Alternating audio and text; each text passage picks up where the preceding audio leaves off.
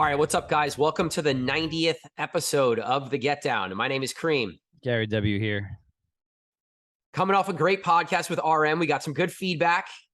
I always like when we have a guest. It's like changes the thing up. You know, I like when we do this, but I think having a guest always brings like that other viewpoint into the picture. We spoke about it a bunch today about some upcoming guests. I'm excited about those, and like I'm always kind of motivated after having a guest and ready to have a few more on.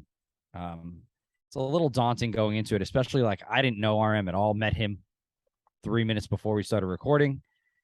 You were lucky enough to go up and play up in Boston and stay by him and establish a rapport. So it was definitely a little different from my end and my perspective, but like I said, always fun, and we got along really well. It was fun. It was a good time.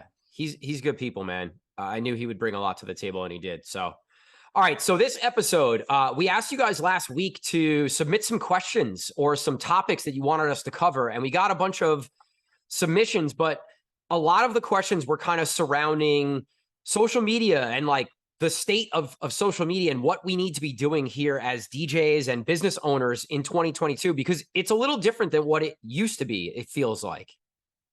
It has gone in a completely different direction. It is something that we sat down with our group of guys who kind of handle our social media, and we started to address these concerns back in February and March, when social media took a complete turn. Obviously, TikTok's been on everybody's radar and on everybody's phone for years now, but when their platform made Instagram take a change and get into Reels, I feel like social media as a whole also changed and switched directions again. And obviously for our market, going into the busy season, this is probably a good time right now to assess what you're doing, see what you can do better, and establish a plan for the fall. So when people are looking for DJs, the first place they go look is the social media. That's pretty much our resume at this point. We said that time and again. And let's just make sure our socials are right going into the season. This way we can book as many gigs as possible. I think the biggest thing about social media here in 2022 is it feels very overwhelming. And for some people who haven't really created a social media presence but want to, I understand how you feel. I've sort of felt that way here in the transition to all the video content and less curated photos and more, kind of raw video is really what's working and what's popular and what's getting views. It is a bit overwhelming, especially if you need to learn a new social media platform in TikTok. You need to learn how to use ads if you're going to put some ad money behind certain things. Like there's layers to what we need to do here in 2022. But I think the most important thing is you're always thinking about getting content on your phone, photos, videos. It could be quick stuff. It could be 15, 20 seconds, 30 seconds on a drop. You walking into the club, a fan, saying that they love your show. Like just little video clips like that are gold right now. It's not the 1 minute, 3 minute video recap that's curated and you hire a videographer. Like those are cool too, but that's not what's really getting views right now. And I think the social media platforms are telling you that because you see what's working and what's not working. And the curated, overly produced stuff is not working as well as me sitting here on my computer in front of my window, taking a video and just posting it. There's two ways to look at that. I mean, it's still curated, right? Because you have to still take many short clips and then put it all together at some point. And that takes time and finesse. And I've done it now numerous times with weekend recaps, and it takes a long time. And I'm grabbing video because I'm not always the one taking the video. So I'm grabbing video from DJs that had showed up at the event to come see me, or bartenders that took every time like, video. Hey, did you guys get content from last night? Can you send it to me? Whoever has it, please just send it over just so I could create a recap for either the night or the weekend. I like doing the weekend recap because you just get so much more legs. But that's everything's personal preference. You can get something done that's produced and really polished, but honestly, the short recap reels are just as good, and you don't have to pay for it. And each little video is only 3 seconds long, really. I don't think I've extended a video outside of that unless it was like very good, like a big party video or like a walkthrough. Had somebody do like a whole nightclub walkthrough. Like those might be a little longer, but like I feel like just it's quantity. Just get as much as possible, and you'll be able to pull something out of all, the amount of videos that you take over a period of a night or a weekend. Quantity over quality at this point. That's really what it's come down to.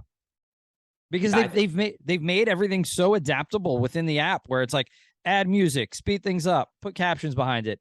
There's so many ways to manipulate your videos to make it look better than where it originally started, that you just need to take advantage of all that and really just sit down for hours and learn it. You're right. And consistency is really important. The more you're posting, the more your videos are going to get out to people, and the more views you're going to get. And it might take a couple months of posting. If you're doing videos on TikTok, it might take you 2 months before one of your videos blows up. It might take you a week. Who knows? And I think that's where the value is.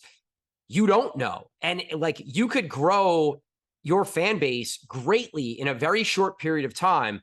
And your fan base from one platform can transition over to SoundCloud, to Instagram, to Spotify, or wherever you're putting out content. So when I say, your stuff doesn't have to be curated, it just doesn't have to be perfect. It should be curated. Like you said, you need to have a plan.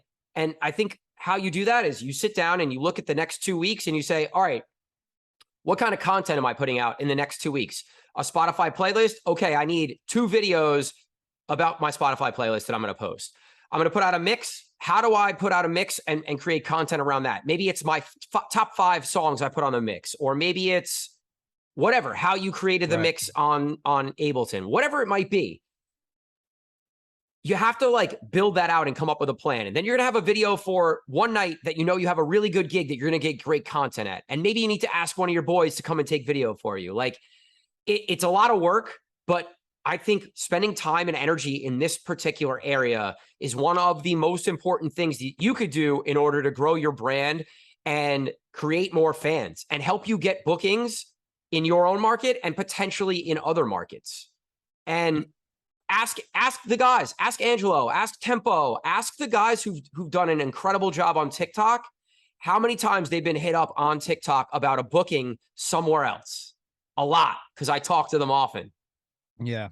You have to remember that this is fast paced, there's no time in between. It's like once your weekend's done or your Spotify playlist is coming out, like it's got to be immediate. It's got to be like that day. It's got to be the day after the weekend. It's got to be Monday or Tuesday that you're putting out the content. You can't sit on this stuff. Everything is just super, super fast paced at this point. Which, and I feel like that's the overwhelming part of it sometimes, is like the time crunch. Yeah. And just getting it done. But you have to do it. It's just part of the job. It's another extension of what we do. Right. It's one of the things that if you want to grow and you want to get better and you want to get bigger, you have to do it. If you don't do it, you probably aren't going to grow. You might still grow, but you're not going to grow as quickly, or you're not going to grow as large as you probably would if you did have a strong social media presence. Yeah. No, I completely agree with that. I know it's overwhelming, guys, but like you just got to do it, and you got to figure out what works for you. And it might take a couple weeks of being annoyed and getting frustrated, but just like anything else, you'll pick it up and you'll look back and be like, wow, I'm so happy that I started doing this, because my following went from 100 followers on TikTok to 10,000 or whatever the number is. Like, it doesn't matter what the number is, but as long as you see that growth, it's worth it, right? Yeah, it absolutely is. I mean, I've seen, minor growth with just starting videos on my end. And it's so funny because it's just like really like, it's regional. Like I get a lot of views in like India. It's like really strange. Like, you get a lot of views from like the South, let's say. Like it depends on like what video I'm posting at the time. But like, I feel like certain videos kind of pick up in certain parts of either the country or the world. It's really an interesting thing. But I think that's a great thing though, because you're capturing a whole different market. You know, like, I don't know, when we're working in New Jersey, you know, once you've been working for a while, you're going to find new people that haven't heard you play or don't know who you are. But when your content gets pushed out somewhere else to another part of the country or in a different country, that's opening up your brand to a completely different market and a whole group of people that otherwise would have no idea who you are. Exactly. Yes. Absolutely. So this goes not just for TikTok, because Instagram is making this a priority as well. So whatever you're doing on TikTok, you should also be doing on Reels and have a matching strategy for the two. And it's funny, like sometimes I'll post something on Reels and I'll get, 5,000, 8,000, 10,000 views. And I'll post the exact same video on TikTok and it gets 150 or 500 or something crazy. And then the next time it'll be the complete opposite, where it'll go bigger on TikTok and smaller on Instagram. So, but also not to cut, just while I have it fresh in my mind, remember when you're making this content, use it for absolutely everything, and every space that you can use it, go and use it. It's just because you don't want to be doing double the work. You don't want to have to like do double the work for different social media outlets. Like just, oh man, hold on. Got like a noise in my little my technical headphone. difficulty. Yeah, it was weird. Yeah, so you want to just reuse as much content as you can. I think I just got a ringing in my ear. That's what that was. It was really bad. But yeah, so like I say for all of our get down stuff, like if we're gonna use it for one thing, let's make sure we can use it for everything. So make sure your time frames are right. So look up like, what your max time on TikTok is and what your max time on Instagram is, and don't exceed one or the other so that you can double use those things. So like, cause when I'm cutting our get down shorts, that's something I need to pay attention to. So like, keep that in mind for sure. Yeah.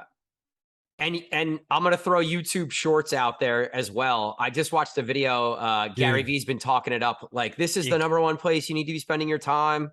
My weekend not revolved around, but there was a few hours this weekend where I did watch a couple kind of how to create and what to put on YouTube for YouTube shorts. And Gary Vee was actually the inspiration to diving into all that. YouTube is really, it's how I consume television, quote unquote.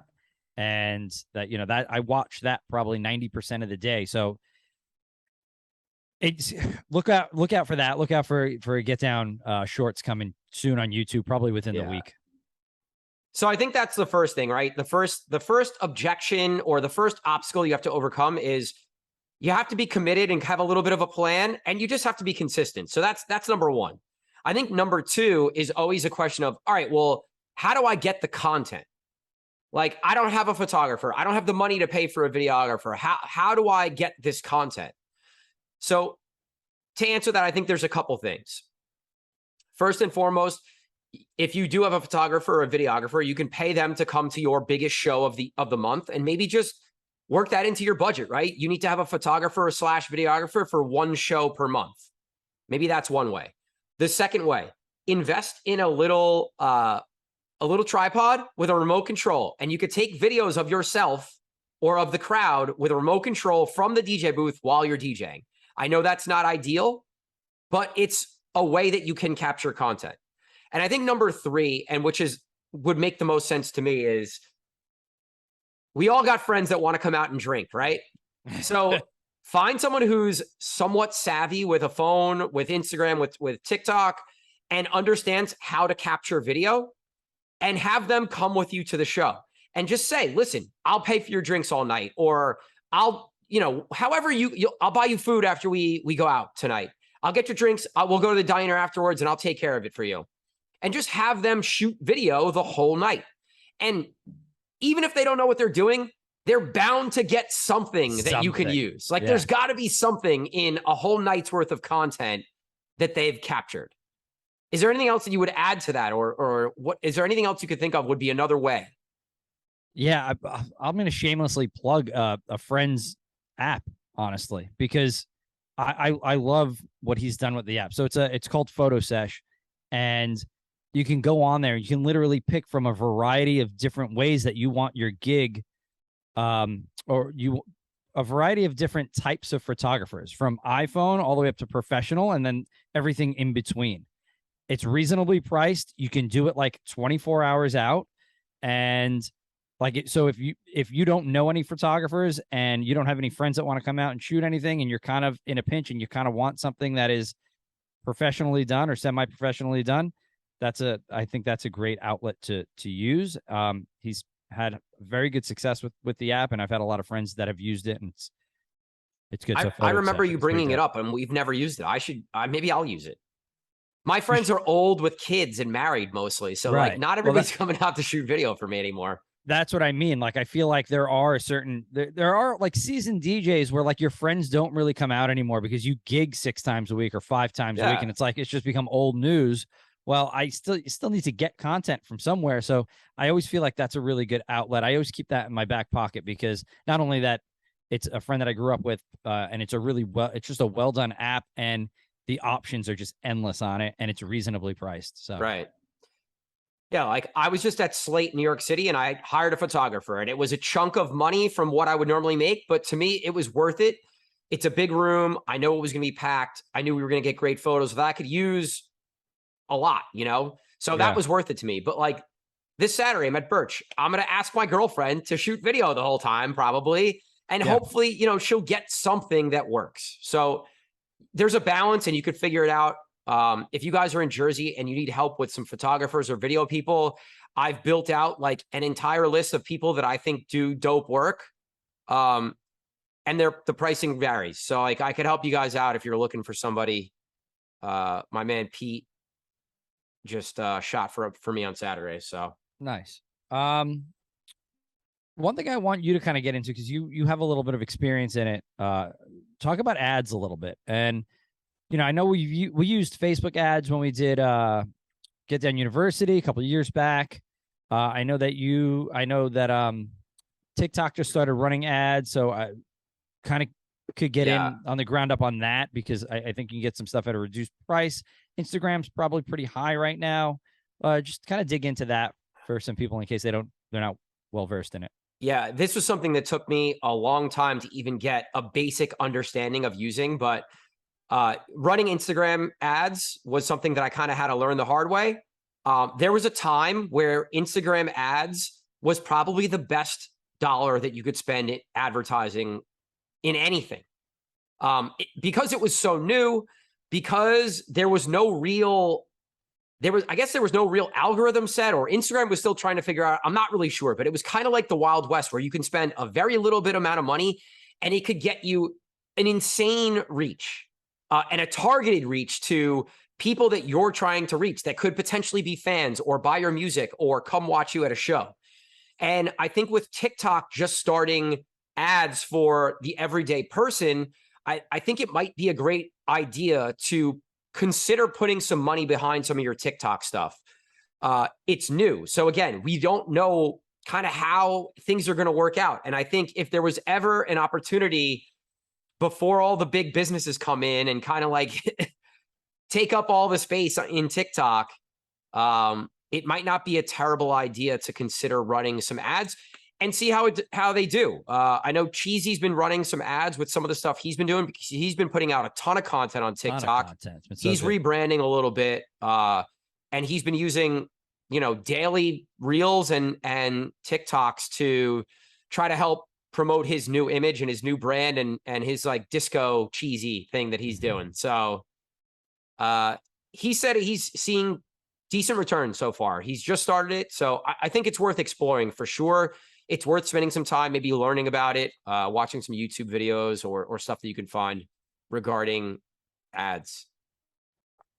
Yeah. I mean, investing in yourself is so important in this business, and it's often overlooked. So we like to highlight that once in a while, just because sometimes that return on investment's great, most of the time. So you got to spend money to make money in this industry, just like every other industry. So sometimes one of those sponsored videos, you get that little boost up front, and then it could naturally continue because it had that like early boost of views, and then it gets kicked into the algorithm, and you start getting sent out without the ad dollars. So Yeah. definitely worth it, guys, to look into. All right. So one of the questions that kind of goes into this, that was asked of a DJ. I'm not sure if he wants us to say his name, so I won't do it. But they asked, how do you go about breaking into a new market if you don't have the best Instagram following? So let's say you're in like the 1,000 to 2,000 range or below 1,000. How would you break into another market? My first thought here is all about, as a DJ, specifically about content that's created at gigs that you're playing currently. Make sure it's noted where you're playing, the style of DJing that you have, the music that you play. I think all of that stuff really needs to be in the forefront, because just having a lot of like lifestyle shots and just like pictures isn't selling your DJ brand. Right. In a new market. You got to remember, nobody knows who you are. So when a booker or a manager goes to your page, it needs to be up in their face that, first of all, that you're DJing, you're a working DJ. Yeah. That's very, very important. And then I want to know monthly rundowns, weekly rundowns. I think all that stuff is super important. It gets monotonous, but I think it's important for this reason. Continue. Sorry. No, that's perfect, because like you could put that in your highlights, have a highlight of monthly rundowns, and then you can go back and look at like every single month and the different places that you've played.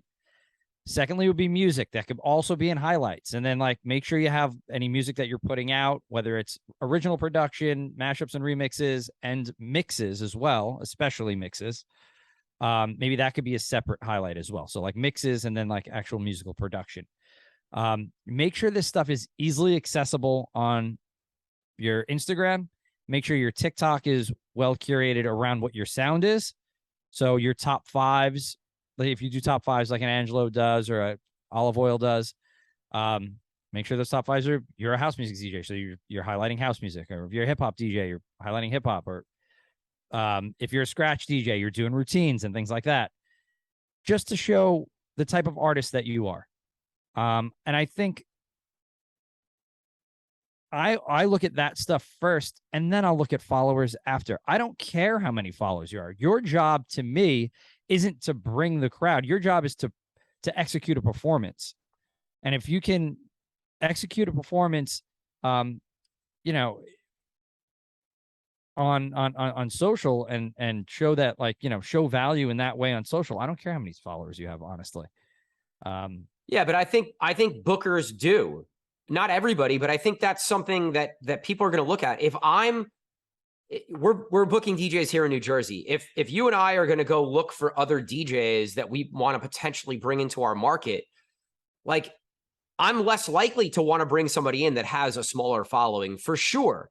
Does it mean that I wouldn't bring them in? No, but I don't know. It's a little bit of a red flag that you haven't spent time on your brand and in creating this social media presence.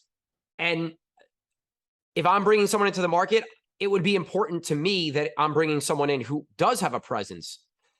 So I don't know. I'll play like devil's advocate on that one. No, this is where you and I, we always see opposing, have opposing viewpoints on this, because yes, you're right in the fact that, okay, maybe that person hasn't spent a lot of time in their brand. Maybe they were unaware that they needed to. Maybe they're just jumping into DJing full time recently, and they're still a dope DJ, but they just haven't had the time and energy to put into the social media side of their business.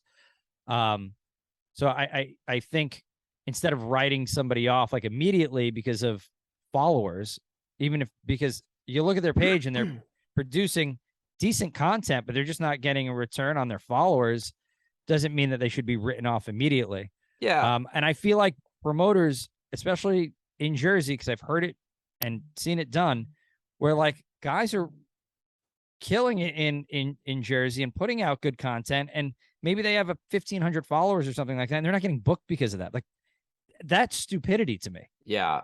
Like, this guy's a dope DJ. He's played all the bigger rooms. Like, I have a couple DJs in mind that this happens to. They play all the bigger rooms. They put out original music. They're putting out good mixes, and they're not getting booked because, oh, they have 1,500 DJs are supposed to have 1,500 followers instead of 5,000 followers. It just doesn't make sense. Yeah. And that's where the disconnect comes. I get it. Like if a guy has 400 followers and he's been around for a long time, like, yeah, that is a red flag for sure. That maybe shows a little laziness. Because if you don't have any, listen, I'm not saying like 10,000 followers, even like a couple thousand is fine. At least it shows that you're putting some work into your brand and your content. Most of the time, if you don't have a lot of followers, it's probably because you're not posting enough, or you're not posting enough content. Yeah. So I think if you want to try and get out of your market, or even just get more bookings in your own market, if you don't have a lot of followers, I think you need to focus on showing someone that comes to your page, like you said, what you're all about, right? What style of music you like? What places do you play that are good spots that another booker would say, oh, they're playing that place, so they'll probably be able to handle my room because it's similar to that room, kind of thing, you know? Like I said, Slate, there's cryo, there's LED lights, there's, you know, dancers, there's all this stuff happening. That's the night that I pay for photo or video, because I need content of that night to show people, look, this is the type of room that I'm playing in my own market, so that they'll more likely to say, all right, I can bring you to Boston, I could bring you to Miami, I could bring you to DC and play these big style rooms that I want to play, you know? Absolutely. Those are the nights that you have to do it. I mean, it's I don't know. Social for me sometimes is overwhelming. Dude, it sucks. It's hard. It's annoying. It's a lot of work, but it's so important. You have to spend time and energy on it. Agreed. So I think another thing that I would say to someone, like the question was regarding breaking into a new market without the best IG followers. Mm-hmm. Figure out what market you want to break into and try and make friends with someone who makes decisions in that market. So maybe you reach out to the Get Down of another market or the RM of another market and say, hey man, I see what you're doing. I think you're a dope DJ. I listen to your mix, whatever it is that you connect with for that person. And then send them mixes, send them your edits, send them your content. You know, I think you need to like make friends with someone in the other market. And I think you need to do this no matter how many followers you have, but especially if you don't have a lot of followers, that would be the best way that you can get in without a big social media following. I mean, networking is always the most important. And what can you do for this other person also? Well, what value to bring to the table? Why should he bring you in? That's the biggest question always, right? What if somebody's coming to us and asking us for a gig? Well, why should I book you if I have 40 guys that can work that same gig? Right. So yeah, it's your value proposition is always huge. I don't know. I think that's why bookers do look at the Instagram and socials, because they look at that as a huge value that the DJ is bringing to the table. And I think that's a little bit where the disconnect of how the DJs look at it compared to how the promoters or bookers look at it, you know? But let's talk about how many of those followers are actually coming to your gig. Like what's maybe zero. I would, obviously there's no way to get a real hold of what that is, but like, I wonder what that looks like. Like the guy that has 10,000 followers, like how many of those are actually showing up to a gig, you know? I think there's just a more likelihood of reaching more people with an account that has... It's just a numbers game. It's just a numbers game. Yeah. Understood. And guys, this is not to make you feel bad and make you feel like social media is the most important thing, because it's not. It's just one of the pieces of the pie that has gotten to be a bigger piece of the pie as the years have gone on here. Yeah. But it always, honestly, because I remember back to 2008, I think it was, I got a residency at Ultra in the city based on my MySpace. This is how long ago this was. Like it's always mattered. And I was doing like freehand mashup. So I wasn't even like producing on Ableton or anything. I was doing freehand, like live mixed mashups. And those live mixed mashups got me a residency. So and I didn't even think of that as a thing at the time. I was just putting it up there because I was making these mashups and I just wanted people to listen to it, you know? And I thought it sounded good. Obviously, you went to the page and there it was. And then, yeah, it landed me a residency and probably a couple more New York City gigs after that. So this has been around forever. It's just the way it needs to be executed has changed, obviously. I'm just laughing thinking of like all the different platforms and strategies and things that I've tried over the years. I used to make party with cream geotags on Snapchat so that Oh my God. you Oh yes, I pay remember that. you pay to have, like, let's say I chose like this square of Hoboken, and anyone in Hoboken that went on Snapchat, if they swiped through the filters from the hours of like 10 p.m. to 2 a.m., there would be a party with cream Snapchat filter. I remember You that. remember That was that? great. I loved that. I thought that was one of the coolest and best ways I spent my money for marketing or promo. It really was. I remember you actually doing it and showing me how you did it, and I was like, "This is just genius," and it was easy, Yeah. right? You were just as if you were on like a Google Maps or whatever, and you just stretch it out over 5 miles, and that was it, or whatever it was, 0.5 miles, and it was Like done. That was I spend money on Instagrams, like posting, pumping Instagram stories, Instagram mains, my monthly flyers, my monthly rundowns. I used to pump with some yeah. ad dollars, like nothing crazy, but just trying, spending a little money to hopefully pay off. Even now, like Hype Edit, I put out an edit pack. I'm putting 50 or $100 into pumping that all day. That's easy. That's like such money well spent. You put in all this work to put this stuff out, and then obviously to put a little money behind it is it's a no-brainer. Yeah. It's a no-brainer because that takes you, $50, and it takes you what, 10 minutes to do it, and you're done. Yeah. Like you took how many weeks to build that edit pack out, or months to build that edit pack out. So that's definitely a no-brainer. You're very good at, and obviously this was highlighted in this conversation, but you have to pick and choose what the important things, what are the important gigs, what are the important flyers that you're putting up, what are the important stories, and Content that you're putting out too. Content, and pump money into that really important stuff, and not just, it's not just throwing money at anything. Right. You have to be smart about it. Because you can't spend $10,000. You can't spend $1,000 even. You spend a couple $100 a month on this stuff. Like, especially if you're newer and you're not gigging as much, maybe you have a day job and you can spend some of your DJ money on this or whatever it might be. But I do think it's important, 100%. All right. So one of the other questions we got was someone who worked for a DJ group. And the question was,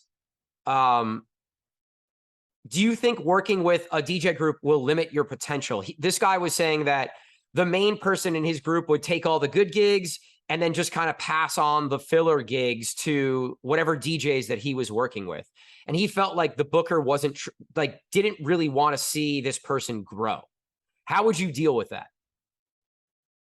I would personally, it depends. You have to, first of all, can't rely, I think, on one singular group 100%. Right? Because that's putting all your eggs in one basket for sure. Right. You can't do that. It's just, it'll stunt your growth immediately. You can work with those guys to fill open dates, and then go out on your own and go try to play bigger spots and better spots and get booked on your own. I think there's a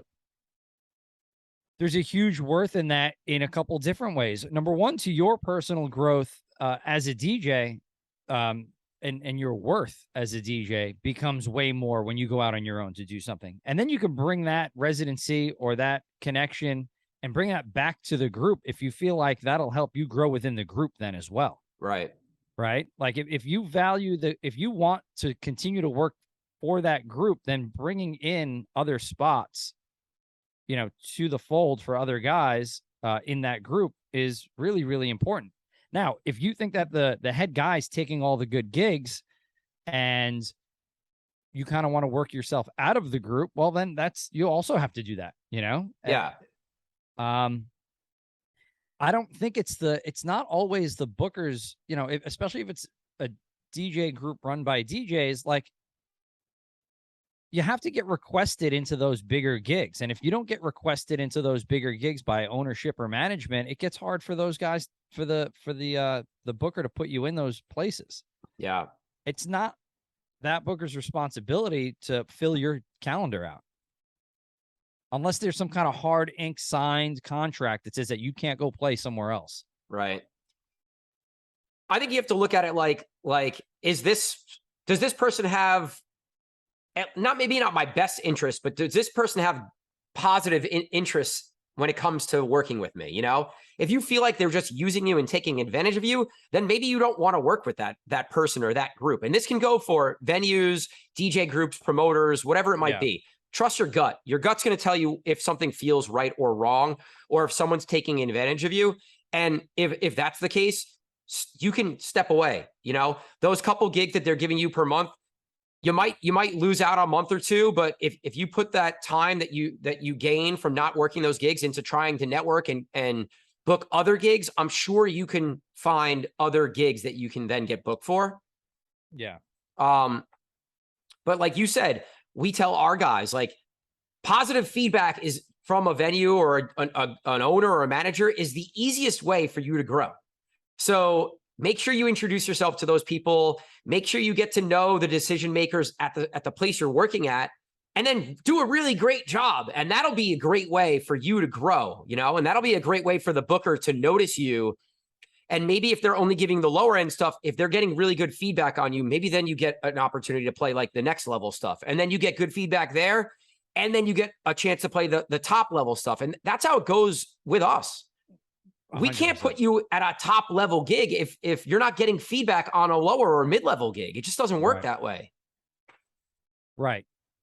Because every venue will come back and give feedback. Like, especially if it's outstanding feedback. We hear it immediately. Like, we hear the great feedback or the bad feedback. Right. The no news is good news is what we always tell our people, right? Yeah, absolutely. And the no news is good news is great. That's great. But I really like to get this guy absolutely owned the room tonight. We got to have him or her back. I need him or her back. I need them back. Like, when they say I need them back, like, all right, well, he or she's going to be back there. And then that person's also going to step up and play the next step up nightlife spot. And then at some point, if you get good feedback there and you go play the highest level place and you get I need that person back, like, sometimes you can outshine the owner of the company. You know, it happens. Yeah. And that should be the goal. That's got to be your aim, is to outshine the person that's booking you at whatever cost. Like, sure, you're going to go play the lowest level spot and then build your way all the way up. And as soon as you're granted that opportunity, you need to take it. Yeah. And run with it as hard as possible. Maybe you just got to get better. You know, maybe you just got to get better. I don't know what the skill level of this particular DJ is here, but maybe you just got to get better, and maybe you got to practice more. Maybe you got to put more content out. Maybe you just got to bring more value to the table. I think, but also understanding the accounts that you're working at, and understanding that highest level account that you want to work at, and what's going to work in that room. And when you step in there, what are you bringing that's a little different than what your booker maybe is playing there? And maybe he's not getting on the microphone. And that's one way that you can outshine, you know, the next person that's in that booth.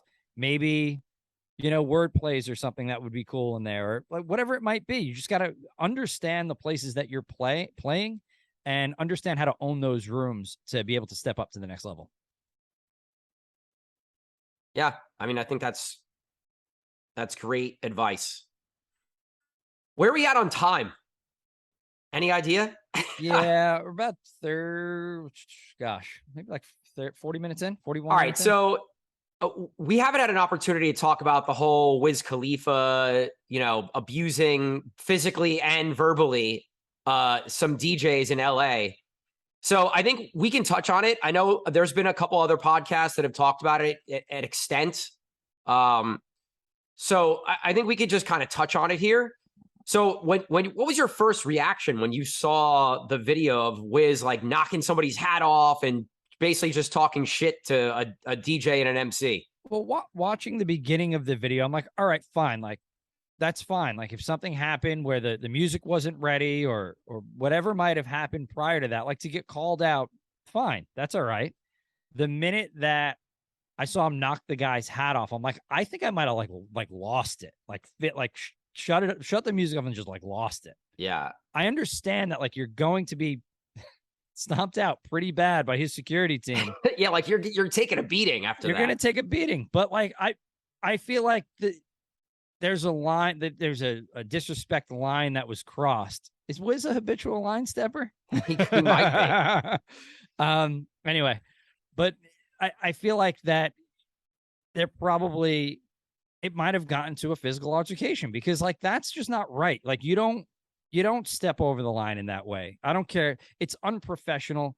You're embarrassing somebody in front of not only the amount of people that are in that room, but you know it's going to go viral. Somebody's recording this on social and throwing it on social media. Like, I don't know. I feel like you have to kind of defend yourself in that way, in that situation. Yeah. I understand that's probably not the right thing to do, but I think reactionary, that's what happens. But let me ask you this question. Like, it's easy to say from here, you know, you're not in the moment that, oh yeah, if somebody like touched my hat or knocked my hat off, I would throw hands. Yeah, I don't care who it is. Like, but if you're in the moment and it's one of our accounts and it's one of our bigger accounts and they spent all this money to bring Wiz Khalifa in to do his album release party, and you, the resident DJ, because this Mikey Danger was the DJ who is in the video, and he was the resident DJ at the spot in LA. Like, yeah, if you're the resident and the owner spent all this money to bring Wiz Khalifa in, and you get in a fist fight with Wiz Khalifa, like you're getting fired immediately. You're fired, bro. Yeah. Like that's it. I'd fire you in a heartbeat. Absolutely, I'd fire me in a heartbeat. Like you got to get fired. I don't know. You have to, right? Because it's now national news that Yeah. You started a fight with Wiz Khalifa. So yeah, I understand that. I listened to the Road podcast. So shouts to Crooked and those guys on the Road podcast. They basically did an entire episode about this. You know, some of those guys are LA based and Vegas based, so they're more in tune with what's happening out there. But it's like a point they brought up was like, where was security or a manager or someone from the venue to be like, all right, like this is our resident DJ. Like you gotta have your guys back a little bit too, no? Absolutely. But in those situations, I feel like management is usually kind of hands off. I'm not to say that those situations have come up often, but a lot of times when you're dealing with entertainment and things happening within the entertainment realm, when there's a show happening, and so whatever the show relationship to the DJ is, that's usually handled between the entertainer and the DJ, or the entertainment as a whole. The management's usually hands off on that. They're more worried about bottle service and all that stuff. So I kind of understand that. The security part of it, yeah, he knocked his hat off, and I could see, I mean, he got in his face initially where like something could have went down. So yes, security should have been there.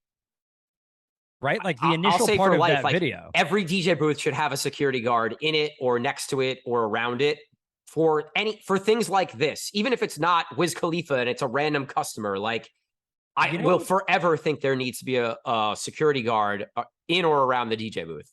You know what's crazy? When I'm thinking back now, like just really quick going through mental Rolodex of different venues, like my smaller bar gigs always had more security around the DJ booth than any of the major nightclubs that I played. I don't know why that is. Maybe because the proximity to, usually the proximity to patrons is a lot closer in those smaller places. Yeah. So there's a lot more chance of something happening like in front of the booth or around the booth. Yeah. I don't know, but I think my opinion on this is like there's a number of things, right? Number one, who the fuck is Wiz Khalifa? When was the last time Wiz Khalifa put out a song that you or any of us as DJs are actually playing? A long time. We were looking it up the other day. Yeah, it's been a We Dem Boys is probably the last one that I play. Jeez. Or would consider playing from 2015 or 16. Yeah, it's pretty bad. But from the DJ side of things, we know how this goes sometimes, right? This is not Wiz Khalifa DJ Bonix. It should have been, right? If you're doing a release party, like bring your fucking DJ. Yeah, you said this is album. If this is his official album release party, he doesn't bring his own DJ. It's pathetic. Now, why? Because he didn't want to spend the extra money to bring his own DJ in. That's I ridiculous. would assume there was probably a scheduling conflict or whatever. I don't really know, but then do it on a different night. Yeah. if you care that much about what your performance sounds like at your, now the DJ was supposedly cutting up his record while he was and like performing, spinning out of it, which is a no-no. The MC was talking over the performance. Like I get it. Maybe they did some things that weren't right. They didn't have the right music, which is a whole other thing. but that comes with, if they don't have the correct music, then that comes with, well, supply your own DJ then. Make sure that that DJ is prepared for that performance if it's that big of a deal. Right. Because if you really care about it that much and you get embarrassed, you're embarrassed because the DJ sounds a certain way, because that's exactly what happened here, right? Wiz Khalifa got embarrassed because he's in the middle of a performance and the DJ did some things that he didn't like and it threw him off his game and he got pissed off because of the embarrassment that it was causing him. Yeah. This has nothing to do with that. The guy was scratching or whatever. He was embarrassed with the way the DJ sounded. So bring your own fucking DJ. Yeah, I think it just says a lot about who Wiz Khalifa is as a person, that he felt the need to like embarrass someone like this, especially someone that's not like, this isn't a celebrity DJ. This is a resident DJ from LA who probably gigs all over the city and like got embarrassed and then went viral. And like, it's just dirty. Like, it's just dirty. There's no reason to do it. There's a way to get your point across without smacking a person's hat off and calling him a pussy and calling him whatever else he called him.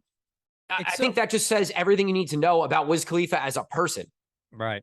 It's so ridiculous because I've dealt with plenty of times where I've had the wrong music or the music messed up because the performer gave me something that wasn't working. And then the performer had a stall, but it was done professionally where you made eye contact and I was like, all right, just stall and let me get what I need to get. And then you get on the same page and, a minute from then. Right. It's not a big deal. Listen, you pause the record, you say something on the mic like, my man, like, please don't scratch on my track. Let's start it over. And that's what you don't have to call them names and not pat off and push them and all that stuff. Right. Hype the crowd out. You're putting the crowd almost in an uncomfortable position too. I feel like nobody's there for that these days. Nobody wants to see that shit, man. Leave that shit at home. Like, dude, that's the same thing. Like when a performer has like maybe a crowd that's not the best crowd and he's like, yo, y'all are weak, or like, right. Like that's it. That makes me feel so uncomfortable as a customer as well. And like, I think this sits in that realm as well, is like, you're the professional, you're the person getting paid a lot of money to be there. Be a professional, Right. Handle it the right way. So yeah, I don't know, man. You know what? He came out and he apologized and that's all well and good, but the damage is done. The damage is done. It's all there. It's all there for everybody to see. You can come out and make a statement on Twitter or whatever he did and whatever bullshit he did. Yeah. Fine. It's well after the fact. Well, he went on the Breakfast Club and apologized. But prior to that, I don't know if it was the Breakfast Club, but he was on another radio show and he got caught on a hot mic, which was then released to the public, of him being like, I'd do it again. Like the DJ was trash, F them, like all this stuff on a hot mic that like during a radio break or whatever, a commercial break. I know in the DJ community, it didn't sit well. I know that, that's for sure. I don't know what it looks like outside because this is the community that I know and this is it. Yeah. But like, I don't know what it's like outside of the DJ community, but it's not sitting well with DJs. And we're like the gatekeepers of promoting your shit. So like, knock it off. You can't pull this shit. Like I said, who's Wiz Khalifa? What has he done lately that you would even play or listen to? So this isn't Drake that is putting out hits every year, and no matter what he does, people are going to play his music, I could see DJs being like, I'm never playing Wiz Khalifa ever again because of this. I could easily see people saying that. For sure. He's not putting out hits anyway, so what does it matter? Yeah, I dig it. All right, so let's wrap it up. Let's do our what are you listening to end the show here. Man, I was about to go into my Spotify to see what I've been listening to because it's been all over the place. It's been really just down tempo stuff. It's been really chill, relaxed music over the last week. Honestly, it's just the mood I've been in. What do you got so far? I have to go give the Beyonce album a deep dive. I gave it a quick run through, but I need to really kind of do some homework there and listen and see what I need to be playing over the weekend. I'd like to circle back next week and maybe talk about that because there's a lot of different elements of that I've talked to a few different DJs about it. And I listened to the first 7 or 8 songs and kind of like meh.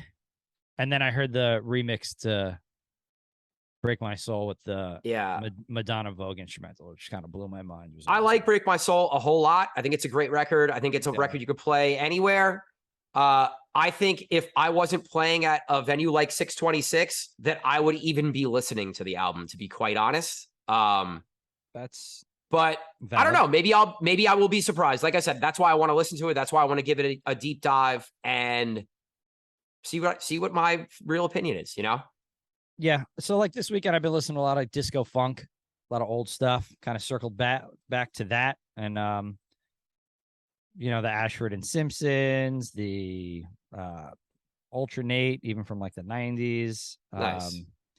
Candy Station, like Hercules and Love Affair, which is like a newer disco group. Loletta Holloway, Sister Sledge, all types of like weird disco funk stuff that I'm just digging on. Big shout to Cheesy because he's got me in that kind of mood. Yeah, man. I've been seeing Cheesy's disco edits and originals popping up all over the place. His little rooftop sessions that he's posting on socials been a lot of fun. So yeah, we gotta tag Cheesy's socials because he's got some really great stuff. If you're a DJ, like as watching his stuff, the DMs, because he's like the big no request guy. So his DMs are like lighting up with people requesting stuff and like calling him out, and the DM call outs are my favorite. They're favorite funny. Because like people are ruthless. You have to understand at 1 a.m. people are drunk and they don't care. They want to hear what they want to hear. Yeah. And they're going to get into your DMs and not be nice about it. And he's just out here on Monday and Tuesday calling people out. It's fantastic. Good. So we'll put all that stuff in the show notes for Cheesy's socials, and look out for his Gimme Gimme remix that he put out. That's on Spotify. We just posted that on the Get Down Instagram. So look out for that. All right. I'm going to say it again. August 21st, Sunday, the Get Down DJs take over at DJs in Belmar. It's a Sunday. It's an all day night type of thing. It's going to be a lot of DJs. We got a bunch of our guys playing: Hova, Rendine, Dario Valley, myself.